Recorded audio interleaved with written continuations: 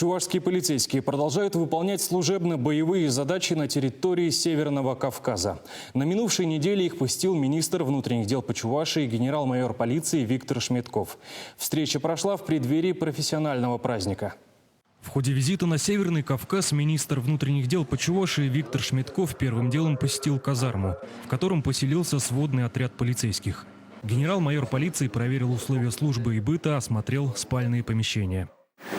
Здесь порядочек, молодцы.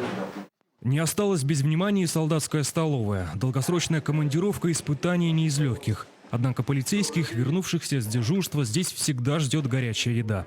Чем питаются подчиненные, Виктор Шметков решил узнать лично. Здравствуйте, товарищи.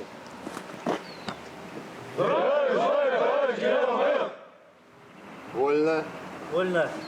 На утреннем построении министр внутренних дел поблагодарил личный состав за добросовестное выполнение служебных обязанностей. Настоящим подарком для бойцов сводного отряда стало выступление ансамбля МВД по Чувашии «Талисман». Песни в исполнении Андрея Николаева, Надежды Санталовой и Марины Андреевой пришлись по душе всем зрителям.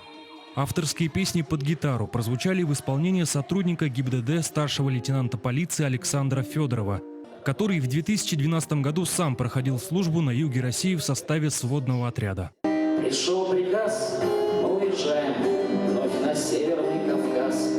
И как он встретит нас, пока еще не знаем. Сводный отряд несет службу на Северном Кавказе в течение полугода. На веренной им территории полицейские обеспечивают общественный порядок и безопасность граждан.